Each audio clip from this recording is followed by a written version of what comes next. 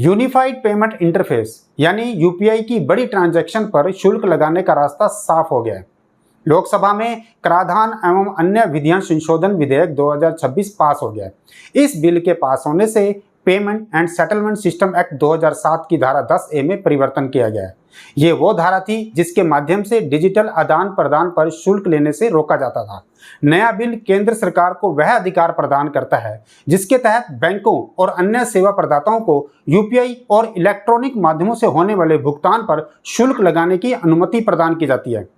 कानून संशोधन से यूपीआई या डिजिटल पेमेंट पर क्या असर होगा, यह संशोधन क्यों लाया गया है, जानते हैं विस्तार से। देखिए, डिजिटल पेमेंट्स को बढ़ावा देने के लिए सरकार ने वर्ष 2020 में मर्चेंट डिस्काउंट रेट यानी एमडीआर को खत्म कर दिया था। इस कारण देश में यूपीआई और अन्य डिजिटल पेमेंट्स का इस्तेमाल बढ़ा था। भारत में भी डिजिटल पेमेंट के आदान प्रदान में 88% हिस्सा यूपीआई का है। इससे हर महीने 2300 करोड़ से ज़्यादा लेन देन हो रहा है। 2025-26 के वित्त वर्ष में यूपीआई से कुल 24,000 करोड़ से अधिक का ट्रांजैक्शन किया गया है, जिसका कुल मूल्य 314 लाख करोड़ रुपए था। विशेषज्ञों के अनुसार जीरो एमडीआर के चलते यह संभव हो पाया। जहां यह आम आदमी के लिए राहत लेकर आया, वहीं यह बैंकों और अन्य डिजिटल सेवा प्रदाताओं के लिए मुसीबत बनता जा रहा था। सवाल यह भी है कि यह नया कानून लाने की जरूरत क्यों पड़गी। देखिए, मार्च 2026 में स्टैंडिंग कमेटी ऑन फाइनेंस की रिपोर्ट आई थी, जिसमें कहा गया था कि शून्य एमडीआर के कारण यूपीआई आर्थिक रूप से टिकाऊ नहीं रह गया है। आने वाले वर्षों में यूपीआई का इस्तेमाल कई गुना बढ़ सकता है। विशेषज्ञों द्वारा यह भी दावा किया गया था कि बैंकों, भुगतान सेवा प्रदाताओं और फिनटेक कंपनियों के लिए टिकाऊ राजस्व मॉडल का होना जरूरी है, ताकि तकनीकी बुनियादी ढांचे को लगातार अपग्रेड और सुरक्षित रखा जा सके। यह नया कानून केंद्र सरकार को यह शक्ति देता है कि वह जरूरत के अनुसार बैंकों, अन्य पेमेंट सेवा प्रदाताओं को यूपीआई या डिजिटल भुगतान पर शुल्क लगाने की अनुमति दे सके। नया कानून बड़े मर्चेंट से जुड़ा है। बताया यह जा रहा है कि इससे आम उपभोक्ता के यूपीआई इस्तेमाल पर कोई शुल्क नहीं लिया जाएगा।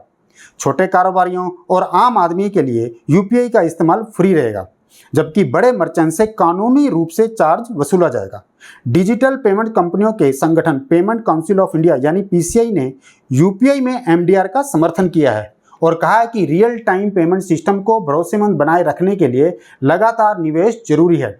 यह ठीक है कि यूपीआई से होने वाले भुगतान पर शुल्क लगेगा, लेकिन लेन देन से जुड़ी 71% राशि मुफ्त रह सकती है।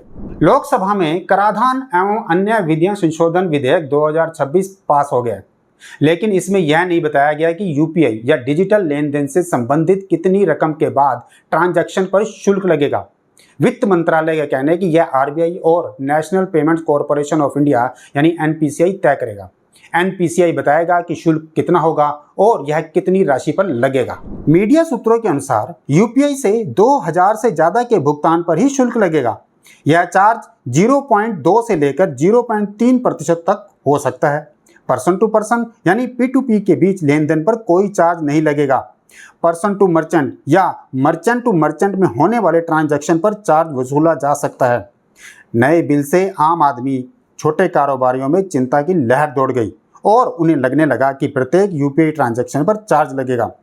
वित्त मंत्री निर्मला सीतारमण ने साफ कर दिया है कि यह शुल्क सिर्फ मर्चेंट पर लगेगा, ग्राहकों पर इसका कोई असर नहीं होगा।